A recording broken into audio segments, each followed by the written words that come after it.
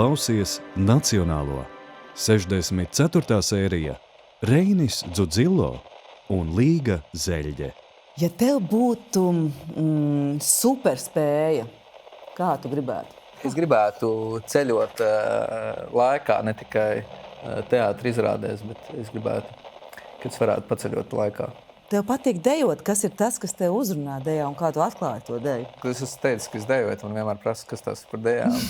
Un tas nav ne tango, ne kaut kas. Īstenībā tā ir vienkārši kustība, atsaucoties mūzikai. Pa ceļam uz mājām, vienkārši ieeja kaut kur skan mūzika, kur ir atvērta telpa dejošanai. Telpa var nebūt atvērta dejošanai, bet tu vari atvērt telpu dejošanai. Kas ir aktieris tavā scenogrāfijā? Tas ir dzīvais cilvēks. Dzīvais cilvēks. Viņš ir cilvēks dabā, ja pieņem, ka daba ir scenogrāfija. Esiet sveicināti Latvijas Nacionālā teātra jaunajā podkāstā, un šodien pie manis ir scenogrāfs, mākslinieks, vizuālais dramaturgs, kurš ir teicis, ka izzināšana mūs padara par labākiem cilvēkiem. Reinis Dzudzilo. Sveika. Čau. 12. martā mūsu teātrī iznāks jauna izrāde Blaumaņa Ugunī, Mičela režisore, Inese Mičela, un tu būsi vizuālais dramaturgs. Piedod, bet man ir grūti nepajautāt, kāpēc tas tev bija svarīgi nosaukt sevi par, nevis par scenogrāfu, bet par vizuālo dramaturgu, un vai tu man kā vienkāršam cilvēkam vari izskaidrot atšķirību? Jā, protams, es varu mēģināt. Es neizdomāju, es izvēlējos to vienā brīdī to tā nosaukt, bet tas nāk no, ja nemaldos, to es pirmoreiz izlasīju, ja pirmoreiz saskāros grāmatā, Ilmāra Blumberga grāmatā, kas bija Es nemiršu, kurā viņš raksta par daudz ko, un tajā skaitā tajā grāmatā parādās sarunas un atmiņas par scenogrāfiju. Un šķiet, ka tur tas bija, kur viņš lieto par kaut ko, par scenogrāfiju runājot kā par vizuālo dramaturģiju. Man liekas ļoti atbilstoši un precīzi, un man liekas, ka varbūt vispār ir veselīgi pa laikam pārsaukt kaut ko, kas mums ir tik zināms, kaut kā savādāk. Ja novērst skatu mazliet uz to, ko jau mēs zinām, un iedodam tam jaunu vārdu, tas mums liek pārskatīt to, ko mēs savā acu priekšā redzam. Programmiņā es daudz izlasījis, ka tā izrāde top Eiropas Savienības ilgtspējas projekta ietvaros, tāds Green Stage. Nu, kad arī būtībā, kad ir jau kaut kāds izveidots lietas, kas tiek izmantots, vai, nu, respektīvi, vispār, ko tas nozīmē, tā kā, un kā tas ietekmē tavu scenogrāfiju un vai vizuālo dramaturģiju? Jā, tas noteikti ietekmē. Un liek vairāk domāt par to, tieši, kas kļūst par to radīšanas materiālu. Es nevaru teikt, ka es nekad dzīvē par to nebūtu domājis un ka tādi darbi nebūtu tapuši. Vienkārši jautājums, vai tie tā sākumā vai tā iznākšanas laikā būtu nosaukti, pieņemsim, par ekoizrādi, kā šajā gadījumā tas šur tur tiek arī nosaukts. Tā ir tā atšķirība. Šeit kopš sāk gala šis uzstādījums tāds ir. Tagad saņēmu šo piedāvājumu no teātra. Un kas man likās labi arī, tas nekad nebija pavēle. Tas bija, pavēlē, man nepārāk patīk atsaukties pavēlēm. Kāpēc? Es domāju, kuram patīk atsaukties pavēlēm.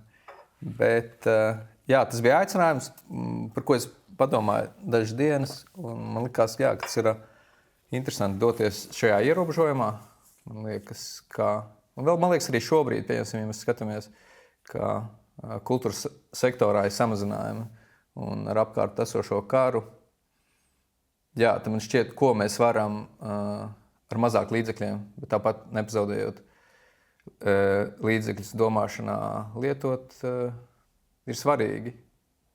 Un Blaumaņa sakarā, tas, kas likās interesanti un būtiski, tad proti viņš piedzimst 19. gadsimta jau otrajā pusē. 2 gadus pēc tam, ka Latvijas teritorijā Latgalē tiek atcelt dzimūšana, un tad dodoties tādā laikā un ejot šodienas laikā, absolūti nojaukt šo hierarhiju, kas tad savukārt parādās ar kostīmiem, jo ar tēlu radi kaut kādā ziņā, jā. Nojaukt hierarhiju starp tēliem, tā kā Jā, vizualitātē. jā, bet nevis no režijas viedokļa vai no dramaturģijas viedokļa, bet no tā, ko apraksta dramaturģija. Proti, tieši no šī vizuālā izskata, ka tur tas tiek nojaukts. Pirmkārt, tas neatbilst jau patiesībai, ja mēs skatāmies pēc remarkām. Un tas gandrīz vienmēr un visos darbos, ja ļoti reti, es domāju, kas mūsdienās veido teātri, sako remarkām tādā burtiskā izpratnē. Vai arī tēlu aprakstam, kā kurš izstāst. Pieņemsim, kā arī šeit. Ja Edgars parādās džokeja uzvalkā, pātagā, ādas biksēs un sarkanā cepurē, tad nekas no šī nav, bet dīvainā kārtā cepura gan mums sakrīt, cepures krāsa. Bet, kad tiek nojauta hierarhija vizuālā izskatā, kas man liekas ir interesanti un kas ieved tādā vizuāli demokrātiskā vidē, kurā tad vienīgais, kas mūs atšķir, ir tas, kas iznāk no mūsu interjera, proti no mūsu ķermeņa, gan domāšanas veidā, gan kaut kādā ķermeniskā kustības veidā. Es esmu atbildīgs par kostīmiem. Es to veidoju, bet veidoju ne tajā amata ziņā, kā to darīt kostīmu mākslinieks, bet tajā amata ziņā, izvēles ziņā. Un te es varu paskaidrot tālāk. Jā, paskaidrot tālāk. Jā, tad nekas netiek šūts šajā darbā. Viss, kas tiek lietots kostīmos, ir jau pirms tam ticis uzšūts citu rokām un citu meistaru rokām. Šajā momentā man būs jautājums tev no jaunās aktrises. Bet var teikt, kur ir jauna aktrise? Pēc tam varbūt kādreiz. Kas ir aktieris tavā scenogrāfijā? Tas ir dzīvais cilvēks. Dzīvais cilvēks. Konkrēti šajā vai jebkurā? Tāpēc, ka viņas ir dažādas. Ne, bet es domāju, Droši vien, ka šajā tad jau. Ne, es domāju, ka tā ir visdzīvākā lieta, kas ir telpā. Neatkarīgi, ka man liekas, ka pat telpa arī ir dzīve, ja mums viņa ir jāpersonificē. Bet es tev gribēju jautāt tādu lietu, kad es uzzināju, ka mūsu teātris iestudēs ugunī. Protams, man tas saistās ar to pamatstāstu, tādu, kā vispārīgi pa dzīvi skrienot. Sen vidusskolā var plasot šo lugu, bet mēs visi zinām, ka stāsts ir par Edgaru un Kristīni. Un tas pirmais un tas teikums, kad Kristīne saka, es nolikšu savas vieglās dienas, būtībā viņa iziet pie šī pura bridēja. Bet tad es domāju par tēmu sieviete upuris, un vai Kristīna ir upuris? Kā tev šķiet? Jā, bet es vēl pirms tam gribu atgriezties, un tas nav, man būtu interesanti. Vienkārši tagad, jau pēc šī jautājuma, ko tu uzdod, atbildot aktrisei, kuras vārdu man nav pateikt, kas tā ir, varbūt arī tev nav nozīme šobrīd. Tad, kas man ir aktieris, man liekas, viņš ir cilvēks dabā, ja pieņem, ka daba ir scenogrāfija. Bet, kas man gan šķiet, un tik daudz es dzirdējis, ka aktieris ir svarīgākais teātrī, uz ko man gribētu teikt, ka es nedomāju, ka viņš ir svarīgākais teātrī. Es domāju, ka viņš ir dzīvākais teātrī. Ka man šķiet, ka svarīgākais teātrī ir ideja. Tajā skatā man liekas līdzīgi tāpat kā dabā. Ja mēs aizējam dabā, vai var pateikt, ka cilvēks ir svarīgāks par dabu? Kaut kādos mirkļos jā, bet kaut kādā mirkļos man liekas arī daba ir svarīga. Jā, tādā ziņā es būtu pret hierarhiju, kas ir svarīgākais, ka tas viss ir svarīgi. Un man liekas, ka tas mums jāzinās. Tieši tāpat kā valoda vai nevaloda, kas ir ļoti svarīgi, bet man liekas ļoti svarīgs arī klusums, kas sastāv dzīve. Tas man būs vēl uz priekšu jautājumā. Bet klusums būs īpaša tēma. Un tad lecot pie tā otrā jautājuma. Par upuri. Es domāju, ka jā, man liekas arī tas laiks, tas ir jautājums droši vien par interpretāciju, bet... Cik kā mūsdienās sieviete upuris, vispār jau šis laiks mazliet savādāk mums liek uz to skatīties? Vai liek skatīties savādāk? Protams, neizbēgam un par laimi. Es būtu par to, lai sievietes nebūtu upuri un lai vīrieši nebūtu upuri. Lai mums vispār nebūtu upuri. Šī upuri, jā. Bet tad par šī izrāde, piemēram, par ko tev vairāk ir par mīlestību, par kaislību, par toksiskām, attiecībām vai vienkārši par likteni? Jā. Es domāju, tas ir par visu reizi arī, ko tu nosauc, un noteikti lasot. Tā arī es domāju, ka jaunam cilvēkam skatoties, kur viņi beigās dodās, es domāju, daudzi varētu kliegt no zāles un teikt, nedari to. Bet, protams, ir arī par interpretācijas jautājumu. Ka uzrakstīts vārds, jebkurš vai izteikts, bieži vien ir pilnīgi savādāks, kādā ķermenī to tu nes un kādā intonācijā tu to saki un tā tālāk. Un tāpēc bieži vien uzrakstīta, ja pierakstīta viena lieta, ir varbūt pilnīgi savādāka, tad, kad tā tiek interpretēta. Jā, tā var būt. Protams, gan no tā, kurš to interpretē caur savu ķermeni, kā šajā gadījumā aktieris, un caur visu dabu, kas apkārt notiek, un caur visu kopējo dramaturģiju, kā tas virzas un kādā izteiksmē tas tiek izteikts. Gan, protams, arī vēl otrs vienmēr skatītāji, kurš interpretē to darbu. Caur savu pieredzi. Jā. Bet, par to, ko es vēl teicu, ka man liekas, ka varētu būt ļoti daudz jaunu cilvēku, kuri iestātos un būtu gatavi, ja tā kā dažās izrādēs. Piemēram, Vācijā ir pierasts, ka cilvēki kliedz būja, kaut kas nepatīk, tad, kad pirmsrādes pieņemsim noteikti. Tad te varētu arī teikt, būjināt, lai dodas vai nedodas, bet es domāju, ka noteikti gan no aktieru puses, gan no režijas tas viss iet to, lai nebūtu šī viennozīmība.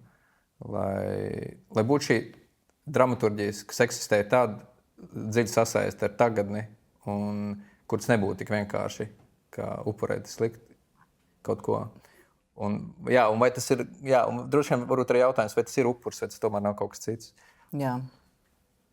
Jo cilvēks jau nevar rīkoties citādāk, kā viņš tajā brīdī rīkojās. Diezgan neiespējams savādāk. Tu mīli filozofiju un klausoties intervijas ar tevi, ir kā tādām parastām ikdienišķām lietām, tu mēdz tā kā, nemēdz, man liekas, tu dari to, tu skaties tā paplašināt. Piemēram, viselementārāk, tur vai puķi, vai zieds, vai griezdzieds, vai zieda mūžs, vai ne tas laiks, telpa, cikliskums tev iet cauri. Es gribu jautāt, kā aizsākās tava mīlestība uz filozofiju, jo tu esi puisis no Cēsīm, ja? Spēlē futbolu un it kā tu neesi kaut atrauc no reālās, vitālās dzīves, kas ir apkārt. Un tomēr tev ir tik ļoti tuva filozofija. Un tad, laikam, tie divi jautājumi būs tādi, vai kā tu sevī sajūti to, ka tu raugies varbūt citādāk uz pasauli nekā ļoti daudz citi cilvēki tev apkārt, un vai tas tev neapgrūtina? Ja, man neliekas, ka tas, ko tu teici, ka tas tā būtu, ka kaut kā es raudzītos savādāk, tas ir viens. Otrkārt, attiecībā par filozofiju, es arī neesmu filozofs, man liekas, pēc būtības. Nevis man liekas, ka es zinu, bet no Cēsīm nāk savukārt viens cits filozofs, kas ir Ulds Tīrons. Tā kā šī gudrības mīlestība, man liekas, vienkārši ir saistīta varbūt ar zinātkāri vai ir atjaunošanos, kurā skatoties uzstādījumu, tu vienkārši esi spiests katru reizi to ieraudzīt no jauna. Es atceros varbūt kaut kādu zīmēšanas stundas, kurā uzstādījums tavā priekšā un tad griezies pie tā. Un teātris vispār ir atgriešanās pie tā. Es tagad vienkārši, tā kā es ar tevi sēžu šeit, es atceros, ka tu sēdēji šeit ar Matīs Kažu, kuram nesen tika uzdots jautājums par... var sakot, viņi runāja par Abarīnas ielai, kas bija mūsu pēdējais darbs, ko mēs taisījām. Un viņš teica šo atšķirību starp teātri un kino, un ka kino ir tā, ka tu visdrīzāk nofilmē, šī aina tiek pabeigta un viss beidzās, bet teātri ir šī konstantā atgriešanās pie kaut kā.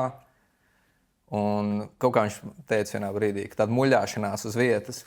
Bet man liekas, ka tas ir reizē par šo, gan par meditāciju kaut kādā ziņā, ka tu meditē vienā punktā un spēj atrast tajā atjaunoties. Gan arī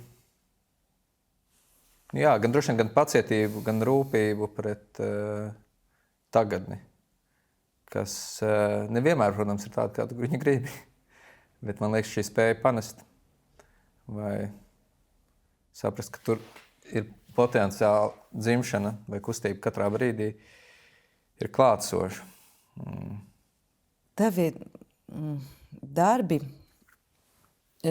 viņos ir tāda izteikta, manuprāt, kas tev patīk. Nu, varbūt sarkangalvītē tas bija mazāk, bet visos citos ļoti daudzos darbos tāda izteikta formas tīrība. Tev tā kā, piemēram, kad es redzu tavas scenogrāfijas, tev ir tik ļoti īpašs rokraksts, tavs rokraksts, kad es uzreiz varu pateikt, ka tā ir tava scenogrāfija. Un būtībā šis rokraksts, man liekas, aizsākās jau no pirmajiem darbiem, Heda Gablera, kas bija Andreja salā, vai ne? Jau tur bija tā māja ar tiem logiem, tad tāds tīrība un monumentalitāte. Jautājums droši vien ir tāds, kas tev tajā saista, jo ir scenogrāfi, piemēram, Abikai, viņai ļoti patīk izcakināt visādām maziņām lietiņām un tā kā pilnīgi vintage atrast, bet tev ļoti aizraujies tādām lielām formām. Kāpēc? Jā, droši vien jautājums. Kāpēc? Kas tev tajā uzrunā? Es domāju, es varu mēģināt atbildēt. Reizē droši vien es līdz galam nezinu. Viens man patīk droši vien mēroga atšķirība starp kaut ko. Tas varbūt atgrieztos tad attiecīgi pie šī cilvēka lieluma un tad attiecīgi dabas lieluma. Vai arī dabas tās, kas varbūt arī arhitektūra. Vai īstenībā arī tas, kas teātris ir, kas atver šo portālu un ir lielāks daudzreiz par cilvēku, ja viņš nogulsies vai mēģinās viens otru pakāpties. Jā, man patīk šīs attiecības starp šo ķermeni un šo telpu, kur ir lielāka. Tas ir viens. Tad man šķiet arī, ka caur šo attīrīšanas aktu, ja aizvākšana liekā, un tas tam nav obligāti pat jābūt aizvāktam. Es domāju, tas var citreiz iet tieši pretēji ar absolūtu piepildītību.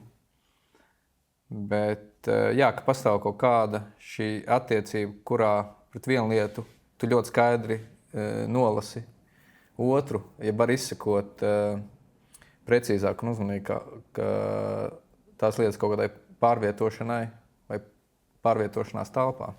Jā, tas ir tāda tīrība, ka ja kaut kas atrodas uz skatos, viņam jau ir ļoti liela nozīme. Viņš tā kā īpaša šī detaļa. Tā ir, jā, jo vairāk mēs izņemam no telpas, jo mazāk tajā paliek, jo katram tas, kas ir palicis mazāk, tiek dot lielāku telpu. Tieši tā, viņš kļūst vēl intensīvāks.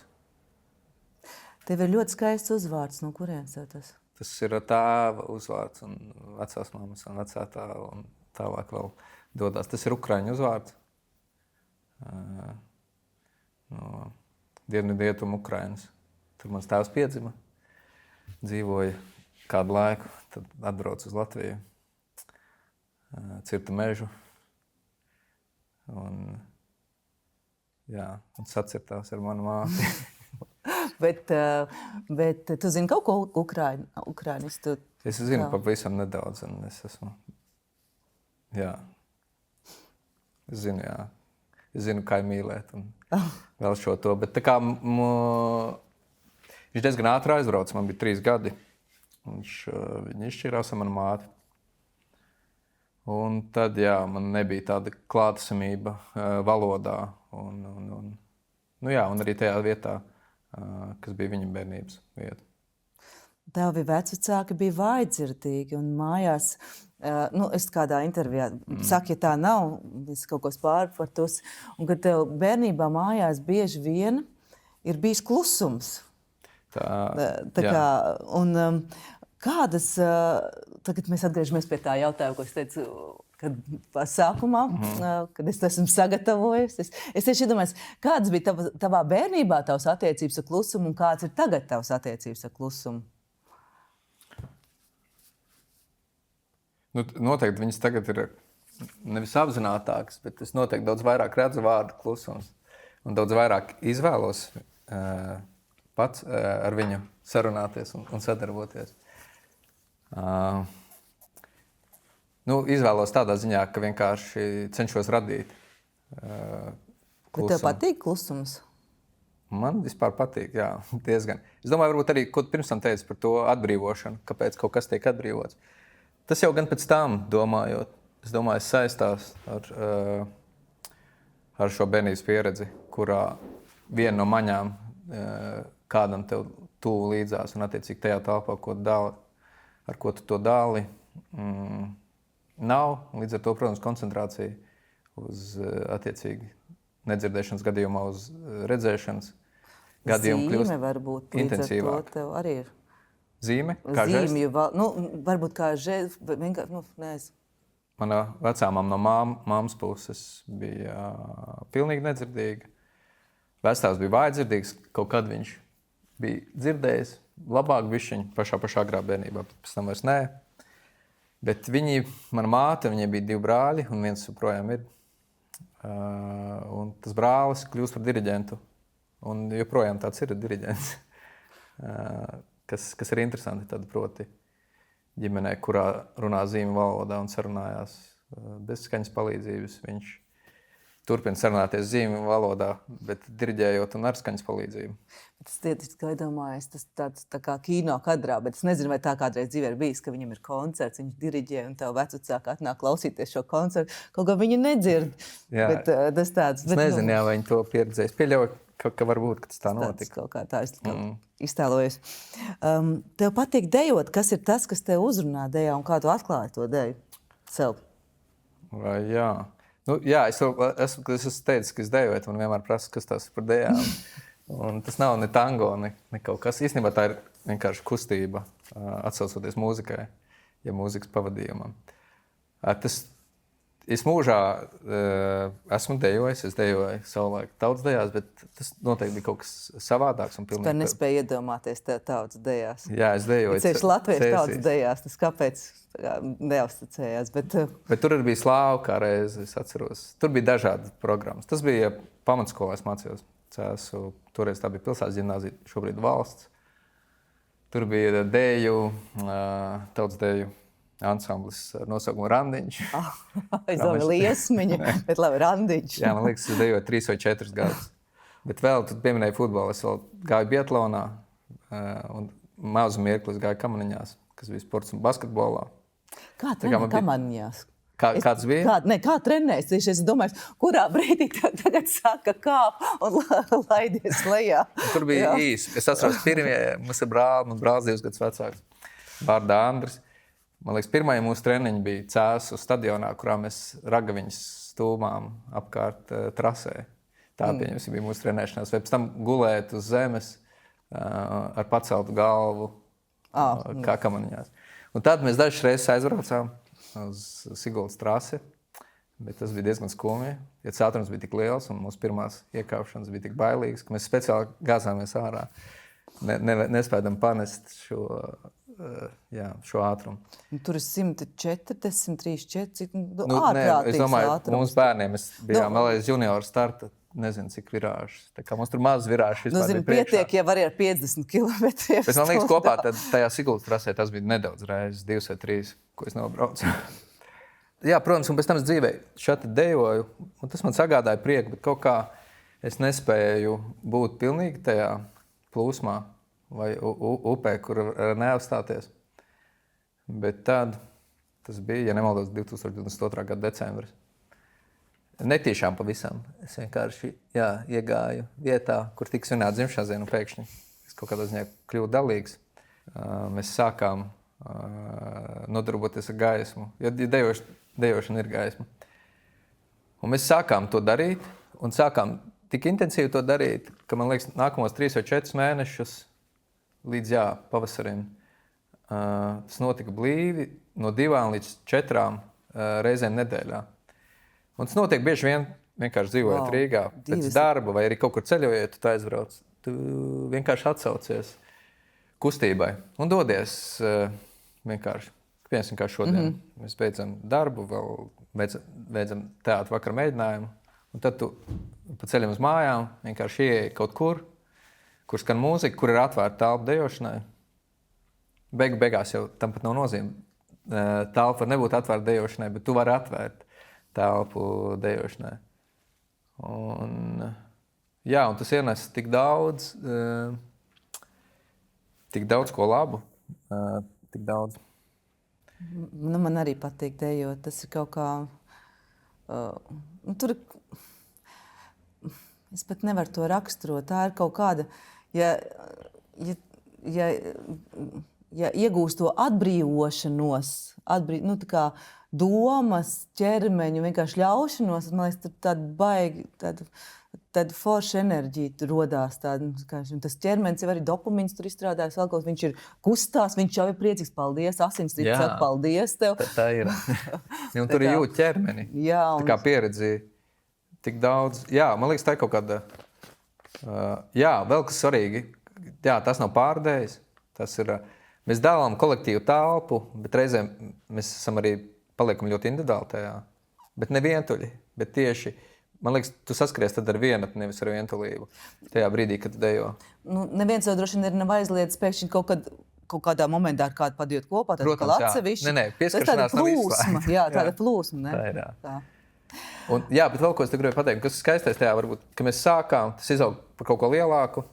Dažreiz mēs uzorganizējām, kā vienreiz, kas bija īpaša reize veļas mazgātuvē, kurā tik daudz arī cilvēku no malas nāca un iesaistījās.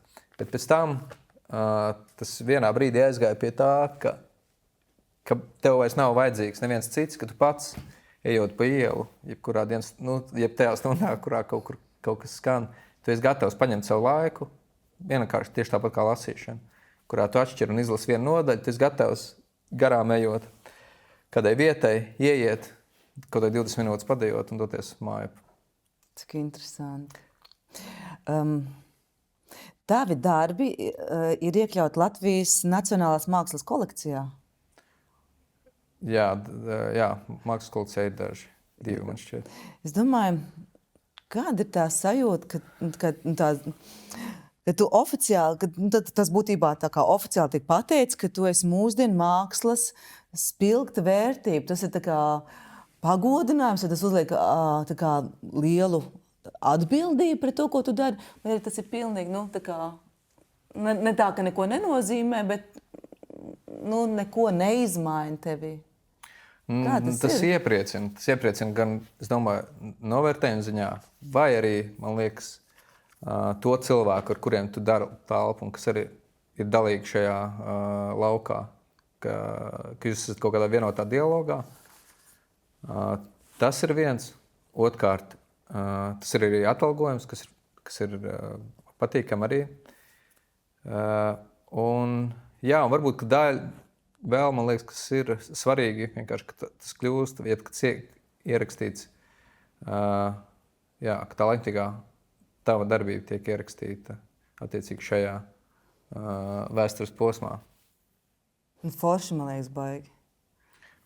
Jā, forši priecīgi. Bet par ko bija tie darbi tavējiem? Vai viņus kaut kur tagad var redzēt, vai viņi vienkārši ir pagaidām nolikti kaut kur? Viņi ir diezgan nolikti. Tās ir abas divas instalācijas, kuras man pat grūti iedomāties, kad viņas varētu būt ieraugāmas.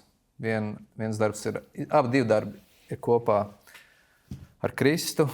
Viens ir Mīlestība ir akla 2. Un otrs ir ZRV HDZ. Abas ir instalācijas, kurās ir ietverta kustība. Vienā tas ir dialogs starp diviem cilvēkiem, kur sēž soliņi. Tas ir Daniela Harmsa dzejoles Atzīšanās mīlestībā, kurā ir pierakstīta saruna, kur divi cilvēki sēž uz soliņa, vīrietis un sieviete, jeb zēns un meitene, kā mēs gribam, kur sarunājās savā galvā. Un tā ir saruna starp divām titru mašīnām, tukšā telpā, kurā tagad atceroties, kas bija, tad, kad tas darbs tika izstādīts, tad bija tāda jauka lieta, tas pieskarsies skatītājiem, cik skatītājs ir būtisks un darbu virzošs, tad, proti, kad skatītāji izstādes apmeklētāji bija ienākuši telpā, viņa galvas lika tā, viens titrs bija šeit, otrs tur, un viņi skatās pa kreisi, labi, un tas izstājās kā tenis mačā. šī Tad bumbiņa. filmēt varēja tā kā viņus, Jā.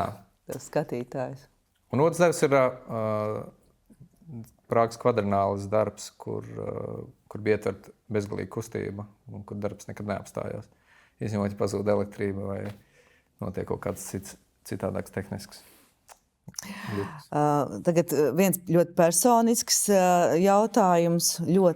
Es uzzināju, ka tu esi kristīts katolis. Un es domāju, kādas ir pašlaik tavas attiecības ar reliģiju? Vai tas bija negadījums, ka tu kļuvi kristīts katolis, kā teikt, maziņš bērniņš? Un tā vienkārši, vai tā bija tāda apzināts lēmums? Vai... Jā, tas bija droši vien tādā ziņā izrietoši no tā, ko tu saki. Tas bija negadījums. Ja tas bija gadījums, kur pieņēma mana māte Cēzes baznīcā. Bet es neesmu vairs praktizējuši, es to praktizēju līdz. Droši vien tajā brīdī, man liekas, es arī biju ministrants bērnībā. Ko tas nozīmē? Tas stāv, tas mazais puisēns baltā klēpiņā? Baltā kraklā šodien. Kopš tā laika tu esi aizveiz ar balto krāsu? Nē, īstenībā es kaut kad, man liekas, tagad salīdzinoši nesen pievēršos vairāk krāsai. Jā, tā ir, man liekas, liela daļa manas dzīves. Es domāju, tas daudz ko veidojas. Arī attiecībā, man liekas, es atceros, ka Smiļģis rakstīja savu pieredzi, domājot par teātri un atmiņu, tad, kad tu atrodies sakrālā celtnē, kurā ir nodalīta šī skatītāja daļa un altāra daļa, ka viņš atcerās šo ērdeļu spēku, kurš nāk no mugurpuses un vispār kā ir uzbūvēta šī koncentrēšanās caur sakramentu un tālāk, uz ko tas ved visu, kas, protams, ir uzrakstīts dramaturģisks akts, tādā ziņā ļoti teatrāls. Bet, jā, es biju praktizējošs kristietis un katolis, un arī vēl pēc tam kaut kādu brīdi, bet es domāju, līdz es satikos ar Kristu, bet jau ar citu Kristu, ne to, kas kristietībā. Un, jā, man liekas vienkārši... Dzīvē nomainījās akcenti? Nu, noteikti, jā. Ne, jā un, Labi, tas būtu viens, bet jūs tam ar otrs tālāk kaut kā dzīvojot. Jā, es pieļauju, ka, ka man liekas, ka māksla arī kaut kā aizņēma, piepildīja šo laiku. Un otrkārt, tas, ko jau citā apzinātības vecumā, es nedomāju, ka jaunietis vai bērns nevarētu būt apzinātības vecumā. Man liekas, tu vienmēr kaut ko apzinies, tikai no tās pieredzes, kas tev ir. Vai bieži vien arī no tās pašas savas iekšējās brīvības, un tad droši vien vēl no paralēli, no kaut kādas ietekmes, kam arī kaut kāds spēks, protams. Bet man vienkārši šķiet, ka es nevaru ticēt vienai reliģijai. Es gan nokristījos apzinātā vecumā, man liekas, kaut 11. klasi, un arī aizrāvos to, bet pēc tam kaut kādā brīdī, ceļš lasot filozofiju, grāmatas, vispār vērojot visu, es sapratu, ka varbūt kaut kā ticība un reliģija ir divas dažādas lietas.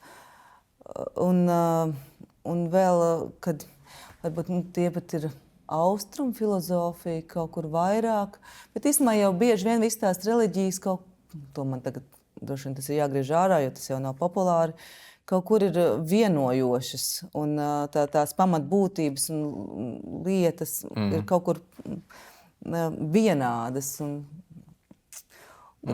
Nenoteikti. Jā, un tad kaut kā tā. Es tā domāju. Bet es domāju, ka manī cieņa nav pazudusi, izņemot pret kaut kādu radikalitāti. Tur gan, un man liekas, tur ir šī kaut kāda postošā puse. Un droši vien tajā arī gadījumā, kur daudz kāds cilvēks ierobežo dialogu, jeb kaut kādu atvērtību sarunai, pamatoties uz to, ka tāpēc tā ir un viss. Bet kāpēc tas tā ir, kurā šie iekšējie jautājumi tiek izgriezti. Bet man liekas, ka apšaubīšana ir daļa no dzīves. Es gribēju tev jautāt ar tādu lietu, tu veidojas vizuālo dramaturģiju gan operā, gan teātrī, gan tu pats arī esi mākslinieks ar savām izstādēm. Vai tev ir kāds tuvāks žanrs? Nu, tā kā viens no šiem ir tuvāks, vai tev patīk darboties visās sfērās? Piemēram, teātris ir mīļāks par operu. Nē, zini kā, man liekas, ka tas vienkārši ir interesanti, ka tie sakausējumi ir dažādi katrā no vietām. Un tas varbūt neliek ierusēt, nezinu, kaut kā tā brutāli runājot. Varbūt tās, jā. Bet, jā, vienkārši tas viss ir saistoši, domāju, tāpēc... Kā atnāk tavas idejas?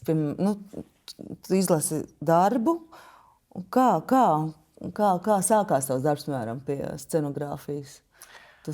Dažādi viņš ir sācies, un es domāju, ir dažādas kaut kādas pieejas, un noteikti kāds viņš bijis agrāk un kāds ir tagad. Bet, protams, vienmēr un pamatā tam vajadzētu dzimt caur dramaturģijas garu vienalga, vai tā dramaturģija būtu uzrakstīta, vai tā dramaturģija būtu komponēta, vai citos gadījumos, ja tas ir tikai dzejolis, vai viens vārds, vai vispār, ja vārdi nav. Tas būtu pamats, bet, protams, ka paralēli, man liekas, ir kaut kāda pieredze un dzīve, kura kaut kā atsaucās un kura formē to realitāti no tā punkta, kurā tu atrodies tajā brīdī. Kurā, ja tu esi pieredzējis zaudējumu, vai esi pieredzējis ieguvumu, vai jebko citu, kurš pēc tam droši vien ceļš pēc laika skatoties, man liekas, tu vari ieraudzīt, ka bez tā visa ir vēl paralēli. Tātad aiz šīs dramaturģijas dzīves ir vēl tava dzīve, un ka viņas ir reizē, un viņas vienmēr ir reizē. Nu jā. Tas ir līdzīgi arī kā aktieriem, man liekas, vai komponistiem. Nevar būt aktieris. Aktieris jau vienmēr iet kopā ar viņu to personību. Tā kā nevari. Nevajag arī.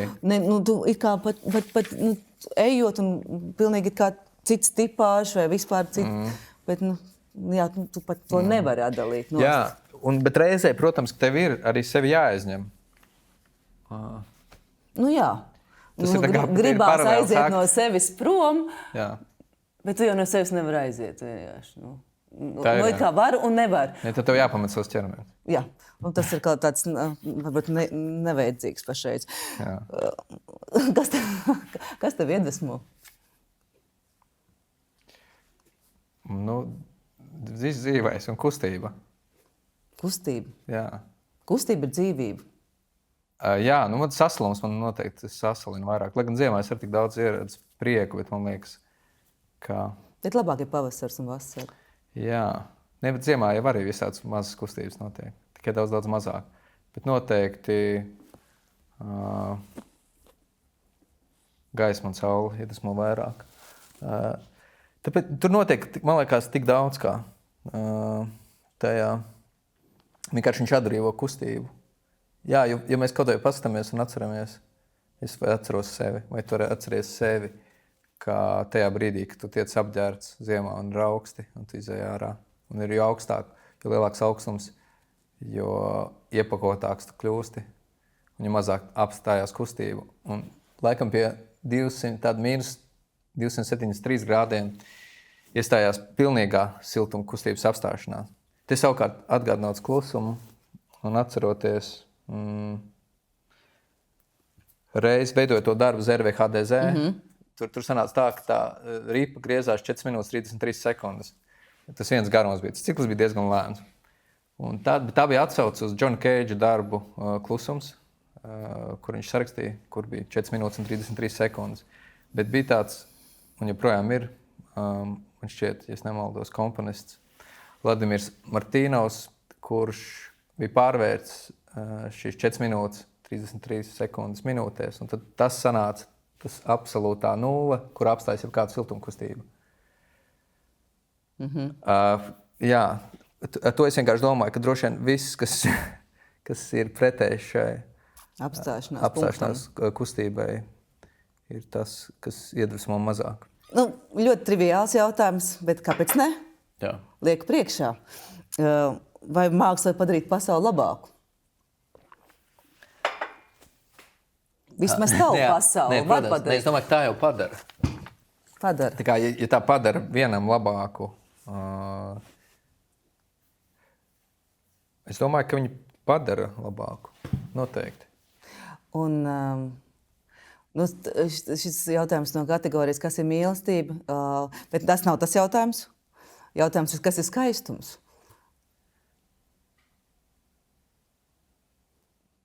Nē, tas skaistums ir daudz cilvēku izteikušies. Jā. Daudz filozofija runā. Es pēkšņi iedomājos, kaut kādā ziņā man liekas, ka skaistums ir daba, dabīgais. Kaut gan nevienmēr dabīgais ir. Kaut kāds reciklis varbūt. Kaut gan arī reciklī droši vien ir kaut kāds skaistums. Man liekas, tas, ko tu saki, tas tā ir, bet skaistums ir arī mākslīgais. Mēs varētu diskutēt. Jā, šeit mēs varam padiskutēt. Jā, tas tāds jau, tas būtu vesels podcasts. Ja tu vienkārši iedomājies kaut vai skatuvi, tad viss, tas ir skaistums uzreiz pēc koda. Jā, protams. Es domāju, tajā brīdī operācija. Viss tādā ziņā ir mākslīgi radīts. Jā. Bet ar dzīvi cilvēku klātesamību. Bet tas nenozīmē, ka mākslīgi akti neietvertu skaisto. Vai radīšanas akts var būt mākslīgs akts? Labi, vienkārši. Jā. Visdrīzāk var, kā kurā reizē. Es tā vienkārši domāju, ka mums vienmēr liekas, ka māksliniekiem, man kā māksliniekam, jā, ka tas skaistākais un dzīvākais ir tā radīšana. Mēs jau radam caur ķermeni, un kā aktieris dejotājs, un scenogrāfs rada caur attēlu un vidi. Un tāpēc bija šis te provokatoriskais jautājums, tāds aizdomājos. Ja tev būtu superspēja, kā tu gribētu? Šajā sakarā es atceros vienu spēju. Es neatceros, kurš to teica, kad viņa spēja būtu, lai viņam būtu, es neatceros, vai tik maza galva, ka viņš viņu varētu ielikt burciņā un izlaisīt. Vai tik gara mēve. Jā. Es nezinu. Viens, kas droši vien, es iedomājos, nes kāpēc par lidošanu, bet tad es atceros arī riteņbraukšanu, ka man liekas, ka tur es pieredzu šo superspēju. Proti, ka tu brauc ar liteni, tev liekas, ka tu levitē. Man liekas, ka es levitēju. Ja pieredzu kaut ko tuvu levitācijai, ka tu esi virs zemes un lido. Aha, jā. Es ilgu laiku gribēju tādu superspēju kā teleportēšanos, bet tad es sāku lēnām pārdomāt tomēr. Jā, bet ne, varbūt, ja šodien man piedāvā vai šovakar, tad es gribētu ceļot laikā, ne tikai teātra izrādēs, bet es gribētu, kad es varētu paceļot laikā. Ar iespēju atgriezties. Jā, ja jūs varat ceļot laikā, tad, jā, protams, ir iespēja atgriezties. Kaut gan, kā zinu. Labi, jā, bet, protams, jā, tā ir superspēja. Tu var aizbraukt un atbraukt. Tu esi gardēdis. Vai es esmu? Es domāju, ka tu esi. Andris Freibergs teica, viņš teica, ka esmu fenšmekers vienreiz. Jā. Vai divreiz. Vai tev ir kaut kāda virtuve, kas tev īpaši garšo? Pēdējā laikā man diezgan garšo itāļu virtuve, itāļu pīcas. Jā, tas ir kaut kas, kas ir klātsošs dzīvē. Jā. Cipari vai burti tāds jautājums? Cipari vai burti? Jā. Abi divi īstenībā. Tāpēc, ka man liekas, ciparos var redzēt burtus, pieņemsim, kā vieniniekā. Var redzēt ai, kas būtu angļu. Es. Bet var arī ieraudzīt bultu, pieņemsim, vieniniekā. Un tajā pašā arī ai. Jā. Un tad kā pēdējais jautājums, tev labāk patīk plānot vai improvizēt? Man liekas, ka reizē, bet tā tad improvizēt, domājot plānu ietvaros, ja domājat kaut kādā ierobežojumā. Tāpēc, man liekas, ierobežojums vienmēr palīdz formēt. Ja mēs atgriežamies sākumā, domājot par šo darbu, tad noteikti šie visi, kaut kādā ziņā visi ierobežojumi, kas šeit bija šajā ugunī darbā, man liekas, palīdz formēt un domāt, kur doties. un atspērties. Jā, un tādā ziņā maksimāli daudz kā atsakoties, bet reizē maksimāli koncentrēties uz to visu, kas paliek. Cik jauki ir, ka mums ir uz ko koncentrēties, jo kaut kas paliek, vai ne? Paldies tev, kad atnāci uz interviju stāstu, izstāstīt savu stāstu. Forši, lai mums laba pirmizrāde. Paldies tev liels. Lai tev lieliska dzimšanas diena. Tu svin savas dzimšanas dienas? Es arvien vairāk svinu, jā. Protams, kāpēc ne? Dzīve ir jāsvin, vai ne? Tad jau tiksimies pirmizrādē un nākamajā podkāstā. Atā! Klausies Nacionālo!